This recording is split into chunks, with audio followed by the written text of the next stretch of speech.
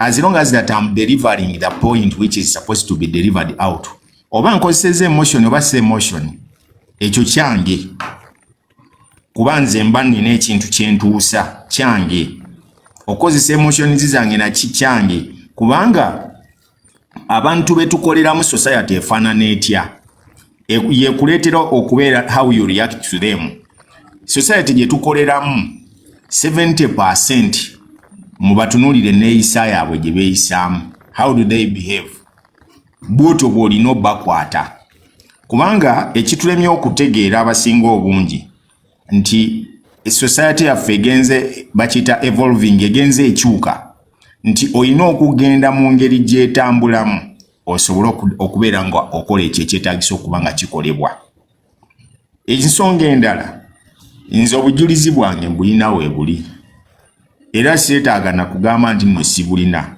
Ssenyonyi tannaba kuggyayo musango kino akikozesa okukiteeka mu public ekendeeze pressure emutuddeko omusango mu kooti gyeguli.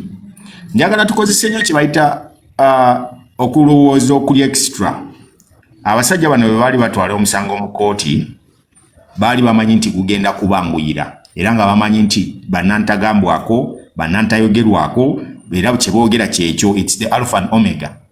Ne bwe baali babitwalayo bayangwa mangu obbissa mu mawulire ne bagenda ne ku mikutu gy'amawulire okubategeeza amangu ennyo nga bwe bampawaabidde so that their issue ebeere nga eweereddwa public attention. Ne beerabira nti ate gwe baali batutte mu mawulire ye yali gatekeeper akwata ebizibiti bye baali batwala. Bwe nabalaga nti nno kye bankozeeko si kitidde baasalawo okukola ki okozesa akati ate guiltiness ye batawaanya. Lwaki nga luli bwe baali batwala omusango mu kugujjayo ate bwe baba nga baga nti baagujjeeyo lwaki tebaguteekera mu mawulire ne bategeeza abantu nti omusango twagujjeeyo nakyo baali badde bakiwandiika ne bakiraga. Ekirala ayagala kukozesa kino nti yadde amanyi nti sigenda teeka mu defense. Nze omusango natadde mu defense yange talina kyaŋŋamba nze ngenda kubanja kooti musango gutandike. Ekyo kyo ndi very willing ngenda kubanja kooti omusango gutandike. Byonna bye naamukolerako byonna kubanga jjukira ono muli wanguzi. Nina okumugattako mmwe kye muyita emotions nti oba ng'oyinze extra. Bwe bujulizi obwo bwenjagala bwe tuyingira kooti ng'agamba nti namulebula wano na wano na wano kakati tutandika okugenda mu details zaabwo. Nga mubuuza kino bituwe answer zaabyo tuzitegeere then otambule ogende. Nze siina buyinza bufuga kooti. Naye kye neekakasa nti obujulizi bwange it will either let me go free oba bujja kunsibya. Ekyo nze kye nzikiriza okugenda nakyo ku bibiri nja kugendako n'ekimu. Naye kye siyinza kukkiriza bantu kujja kuzanyira ku profession yaffe and I will not even let eggwanga lino okubeera nga ekyo ekitono kye tulina because I normally follow nnyo ebigambo Kabaka byatugamba. Tukozese obukugu bwaffe okununula eggwanga lyaffe. Oba oli musawo, oba oli musomesa, oba oli mulimi, oba oli muzimbi, oba oli muyizzi, oba oli w'amawulire, oba oli musirikale, oba oli engineer, kyonna ky'oli. Use the skills you have to liberate the country. Kino kye nsobola okukola. And let this be the reason, let it go on record. Nti ow'amawulire nsobola okununula era nsobola okuleetera omuntu okusibwa naddala nga nina obujulizi bwange.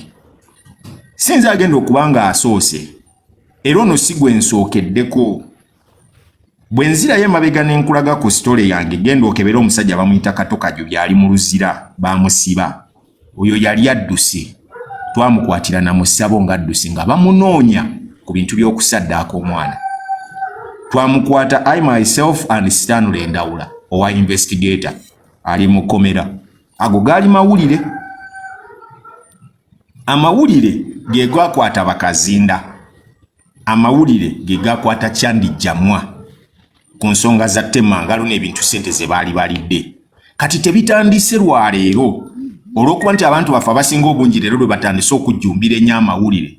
Ffe tubaddewo wano nze ndi myaka 18 nga nkola amawulire gano era zino story nzikoze eziwera ono sigwe nsooso okusibya sigwe oba okuteekako enninga nsibizaako abawera ng'obiyezzaako abawera mu mawofiisi obujulizi mbwerinako kati obuvumu bwange bwe nnina nze azilongazi nti ntegedde nti evidence weeri that guy is going to be scared bw'anaatuuka mu kkomera nga bamuteereddewo obujulizi ng'abulaba bw'oddayo n'okebera mu trips ze payslips ziri mu kutambula naye mu payslips ezo zokka oziraba nga tuggyeko ebintu bya Civil Aviation Authority payslips ezo ziraga n'okulaga nti omusajja alidde almost 76 million z'arisiivinga mbu alina gy'agenze ku mirimu gya paalamenti asabye ennaku 5 n'amalayo olunaku lumu asabye ennaku 6 n'amalayo 2 n'amalayo 3 n'atagenda ku kye bamutumyeko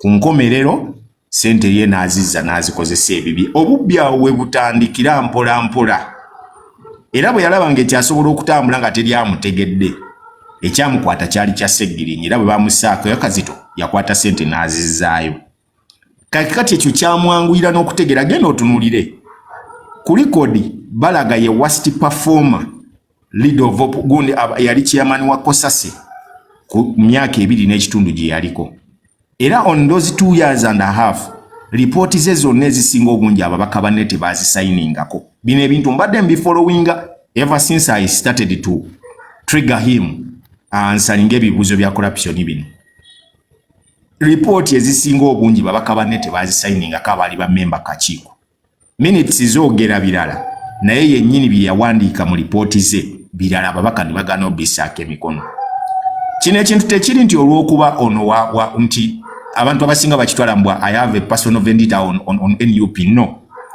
nze bwe mbanga ekintu sikirabyemu makulu oba nga ndaba nti tekiri ku mulamwa gwe twetaaga sirina kukakibwa kukigoberera I don't support any political party for one reason bannabyabufuzi bonna bayaayi a politician to tell you amazima either by mistake oba nga alina personal interest gy'alina mu kintu ekyo kyakubuliriramu amazima but most of them are liars babbi bakoze kyakukyankalanya ggwanga lino nakwagala ddisaanyaawo so on my submission I have my evidence I'm just waiting for this guy court etandike tuvasinge the good thing leave alone being a politician nti kati yayingira ku side eri we are all journalists njagala twekakase na bugundi bujulizi mu kooti naye yennyini akimanyi by under our ethics tosobola kwogera ani akuwadde bujulizi akimanyi bulungi ekyo kooti amateeka tegatukiriza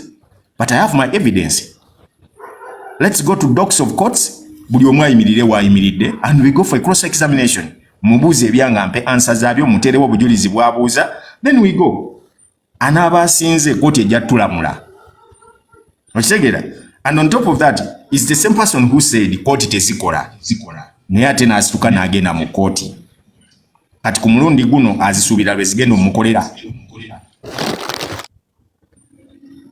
oba tukwatagana bannaayi bulungi nnyo tukwatagana bulungi hello tukuwulira bulungi nnyo David Wasaba oli loud and clear tukuwulira bulungi nnyo kubanga eddakiika ze ndi wano ntono olw'ensonga nina ekirala kye ngenda okubanga nkolako ebintu bino banaye tubitunuulire n'omuntu wa bulijjo Airlines evunaanyizibwa ku kisaawe kiri ku nnyonyi ziri simanyi bano baddaasi ba Enhance n'abalala bano ebyakubuuka biki era ebyo ebintu byalimu mukyala bamutula kijjeni abantu abo for your information baali babasabye ssente ne basituka era ebyali bibasabisa ssente baali batadde pressure ku mukyalo oyo olw'okuba nti empapula ze zaali teziwera and she got that job oluvannyuma lw'okuloopayo banne ate nga kitaawe y'omu ku balwana ne pulezidenti n'attibwa ku mulembe gw'obota around 1980 oyo bamusajja baali bamuyita bamutulaki n'attibwa kati Museveni mu kuliwaadinga omwana ono n'amuwa omulimu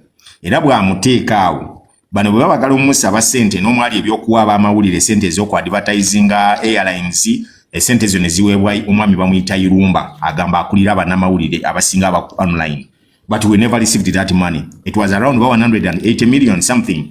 Kakati bano ne basituka ne bagenda wa president nga abasamoninze. Ne bamugamba nti mukama wange ensonga zino abasajja abadde bakkiriza tuteese. twandibadde tukanya nabo ne tubawayo ekibatusabye. President n'abagamba temuwaye ssente n'emu ndabaani abagoba ku mulimu. Airlines teyawa basajja bano ssente nga babaganye. Kati ki ekiweesayo ssente from Civil Aviation?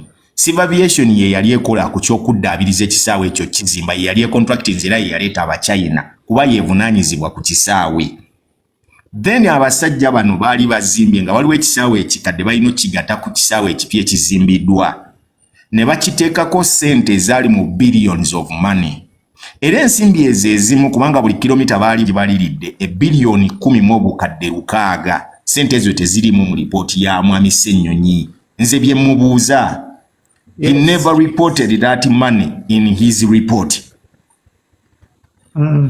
Era ssente ezimu bwe baali boogera ku ekisaawe kubajjukira baali balambula ebisaawe bibiri.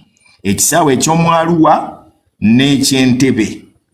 Nga ne ssente ze bayinflatinze mu bintu ebyo bye baali bakola zaali mpitirivu. Ababaka ze baawakanya ssente ezo teyazissa mu ripooti ye. Kyekintu ekyamusasuza ssente. N'abaleeta ssente weebali. Mugenda kuba shocked nnyo basajja mmwe n'abakyala mmwe ku lunaku lwe mulikera ku makya ne babalaga nga Ssennyonyi ya receiving ssente nga n'abaazireeta bayimiridde mu kkooti. Nze sinywa njaga, sinywa sigala, sinywa mwenge, mbeera ku alaali 24/7 byenjogera mbyekakasa. Era tujja kwewuunya. Gwe weebuuze essaawa zino the following people are looking for me.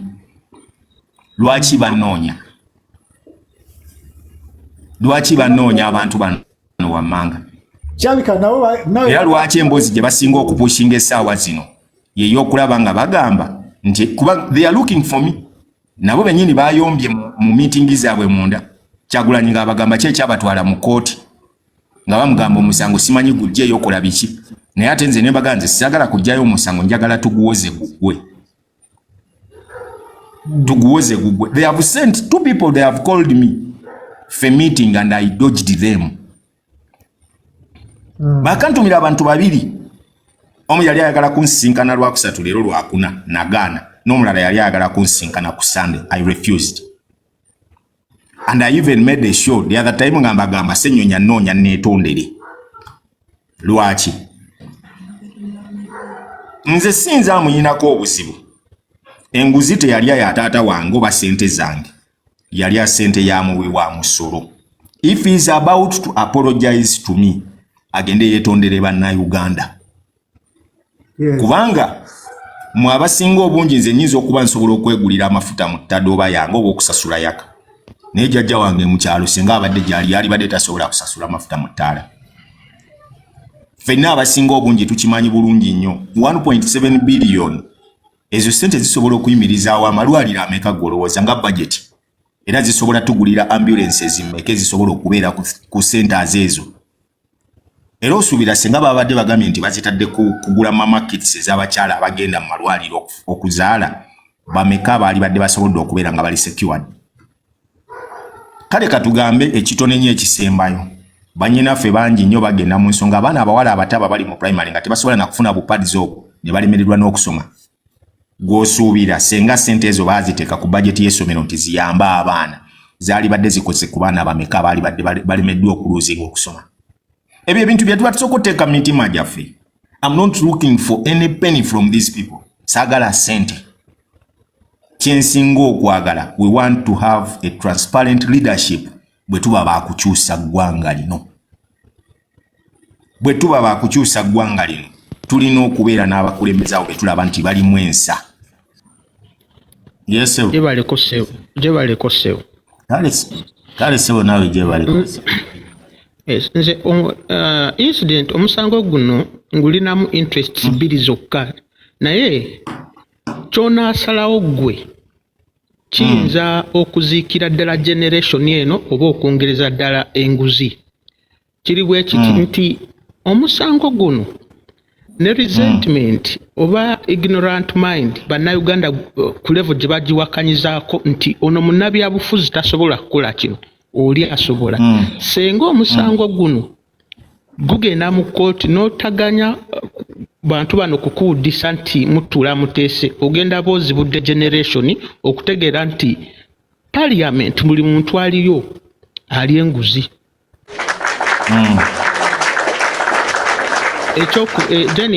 Ekyokubiri. Senga okkiriza n'oteesa in any sort of scenario ku musango guno. Ogenda kuba okutte bulangiti 3 ng'ozitadde ku nguzi era teriddamu kulwanisibwa wano Uganda kubanga njagala nkubuulire. Senga keesi eno egenda nga evidence eyo Uganda naterabye nti Ssenyonyi ono yakola ekintu bwe kiti. Abantu bajja sigala nga bakozesa tukimanyi NRM eri enguzi. Naye abantu bajja sigala n'entegeera nti enguzi eri mu NRM yokka. Kwegamba kiwe bano abali enguzi ddala abali mu opposition betwesiga okusigala nga bajirya nga bakozesa NRM as a scapegoat despite the fact nti naye eri enguzi naye twandyagadde bano ababiri NRM eba eri enguzi toyinza kugamba nti opposition terya kubanga parliament yaweebwa mandate nga yo okwesalirawo engeri gye yeesasula okitegeera.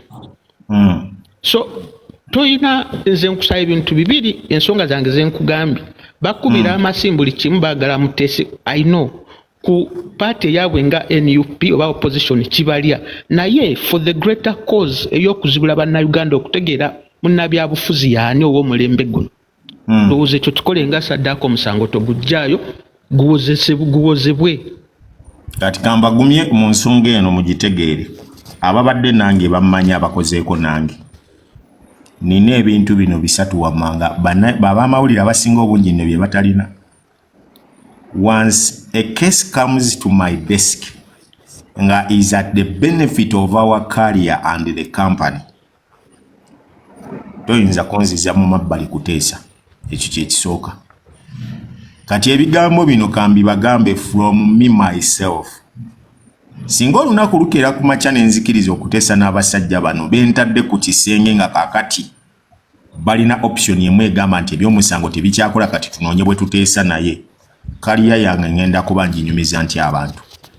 Era kiki ngenda okugamba abantu ani gwe ngenda okuddayo njogereko wano e Kampala nga ddala yakoze ekikyamu bagambe nti ddala byenjogera bituufu. Buli muntu ajja kulowooza nti mba neenoonyeza byange kufuna akasente ngende. Kyesiri. Ekyokubiri eno yessaawa bwe kiba nti buno bwe budde okulaba nti tugoba enguzi mu ggwanga naddala mu buweereza bw'eggwanga lyaffe. Buno bwe budde obutuufu. Buno bwe budde obutuufu bwe tulina. Abalala bonna kabalabire ekinaleeta n'obuvumu eri abantu abalala okukkiriza okutegeera nti okke bwe bakwatako ng'olidde enguzi biyinza okugendera nga gundi oba nga gundi. N'abamawulire abalala nabo bayigire ku kino nti it is their mandate to act as the watchdog under our article tuteekawo nga ba fourth estate okununula eggwanga lino. Ffe tulina okugjayo ensobi ezikolebwa bwe tunaazituulako eggwanga tugenda kuba tulitunze. Temunsuubira kuteesa n'abasajja abo. At any point sirina we ngenda kutuula. Sirina. And for your information, let me tell you this. Ne bwe kinaaba kineetaagisa kuteekawo kabbo okusondesa bannansi for the good cause of this. I have to make sure nti ono omusajja bwe tumaliriza mutwalamu anti-corruption ayimirire mu kaguli annyonnyolere ebintu bino. Ne banne bonna be yali nabo bwe gulina okuggwa. Ekyo bw'aba abadde takisuubira. I'm not a simple person ino. Ndi mutonotono nga bwe nfaanana bwe nti. Naye omutima gwange mugumu nnyo ng'ejjinja. I have no any room for negotiation. I have no any room to surrender. I have no any room to be threatened. Nze Dean Lubo Wasaava. Ekyembadde mbuuza mukulu Dean, kozi ye ife abamu tumutegeera is an investigative journalism. Naye nze wano wali egundi ekinyusi. Ensonga okusinziira ku Sebamala zinamuwidde ayogera ku TV kiraga nti waliwo ebirumire ebyali mu lipooti eyo ebitaatambula bulungi. Kitegeeza ensonga yo somehow somewhere eyinza okubeeramu eggumba. Lwaki ensonga eno teweegatta ne bannayuganda abalina endowooza nti ensonga erimu eggumba ne mutwala omusango guno mu kooti yadde ne Ssenyonyi yakoze eki yagenza mu kooti. nina abantu bendi mukwatagana nabo with my team. Omanyi ebintu biringa bisatu nze byenewala mundaba era ebiseera ebisinga temutera nnyo okundaba mu bintu bya manange munsondereko wano munkolereko ki kuba nina ekizibu kyensanze ennyo mu Uganda.